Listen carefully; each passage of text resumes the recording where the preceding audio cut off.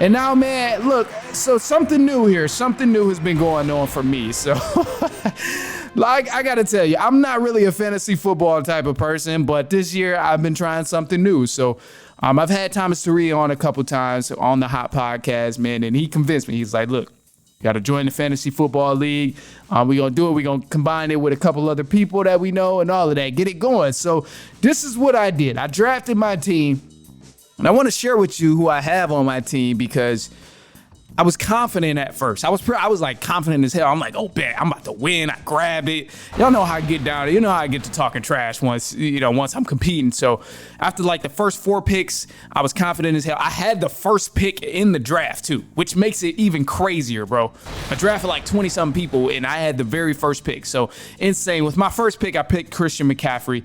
And of course, he's about to do numbers. I'm feeling very comfortable that Christian McCaffrey is going to hold me up and be straight. Like, I'm confident that he's going to get me right all through the season.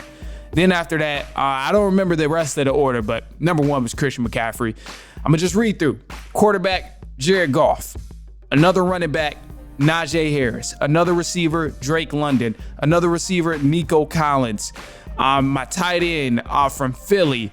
I got the flex, who's like kind of like slot receiver, DJ Moore. I got the Browns defense, and then Atlanta Falcons kicker, Koo.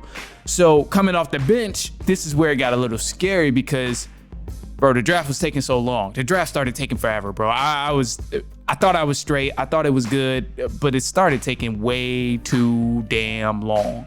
Like, insane amount of time was just being spent waiting to pick again, and an insane amount was just, I couldn't do it. So I put a little bit on auto draft. I set the queue of who I wanted to be drafted, and I couldn't really, make things happen the way I wanted to, but it was fine because I still ended up getting some good picks. So I got Jameson Williams from the Lions as one of my backup wide receivers. Hayden Hurst. He's now over in Las Vegas.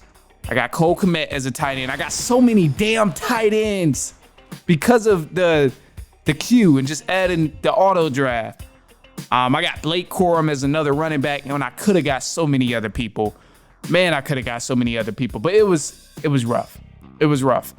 And then Baker Mayfield, my backup quarterback, the Cincinnati Bengals defense. And then I also got Alexander Madison there for my last running back. And yeah, man, it was just a little rough. It was that back half. I'm not too confident in the back half of who's going to be in the draft and all of that. But above all, I think I might be all right with my fantasy team. And this week, in the first week, I'm already projected to lose, which is just ridiculous, bro. It's ridiculous. But I'm trying to make some trades happen and all of that stuff too.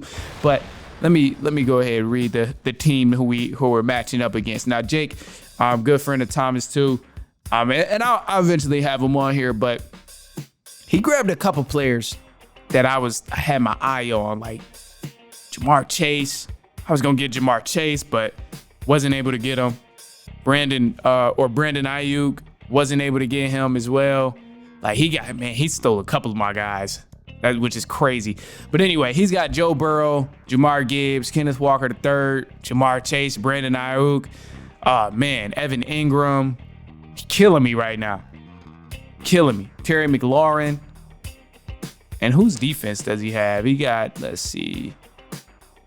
I don't even think he got Pittsburgh's defense. So that's not bad. That's not bad. So we'll see, man. I don't know. Above all, I'm going to try and keep you updated on the fantasy football stuff, but it's looking a little rough. It's looking a little rough right now. I was extremely confident, but hopefully I can flip up some trades and make some things happen because, hey, I'm about winning, bro, and I can't be playing if I'm going to be losing.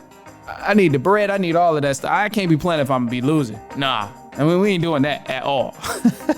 So, anyway, look, man, hey, that's all I got for y'all today. I appreciate you for kicking it with me, and I'm going to leave y'all with a positive note, man. The positive note is this. Look, if you're feeling down, if you're feeling like, times is changing and things is getting slower for you, or, you ain't got as much motion as you had, it sounds crazy, but it might be true. Just keep in mind, bro, look, the seasons is changing. It's getting darker earlier, so give yourself some grace. Above all, just give yourself some grace, bro. Understand that we constantly change and we constantly adjust to the environment around us. So that's just what you're going through if you are going through a tough time. And that's all right, bro. You just got to reassemble and readjust to refine your balance, bro. So it's cool to take some time, give yourself some grace. If you are a little bit lazy, don't be lazy for too long. But if you are a little bit lazy, that's cool. And then readjust for the winter time. And hey, man, you're going to be all right. You're going to come back strong in the winter. By the time you see snow on the ground and by the time the temperature drop below 50, you're going to be all right, especially if you're in the Midwest.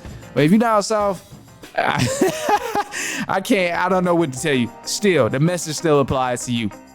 Adjust. It's okay. The seasons are still turning, still getting a little bit cooler down south in a couple months. So I guess I'll leave y'all with that. But anyway, look, man, send this to a cousin, a brother, an aunt, an uncle, a niece, a nephew, a friend, a family member, anyone you know who enjoys sports, especially if I was talking about their team. Other than that, man, hey, use that SeatGeek promo code as well, the Run Podcast. Save $20 off your first ticket purchase when you use that promo code, the Run Podcast. And then last but not least, leave that quick take on a voicemail line if you want to go ahead and say something, get it off your chest, 219-413-9405. And of course, you know we're going to play your take back on our next episode. But other than that, man, that's all we got for y'all today. We'll be back later on next week or later on this week. And so on and so on and so on.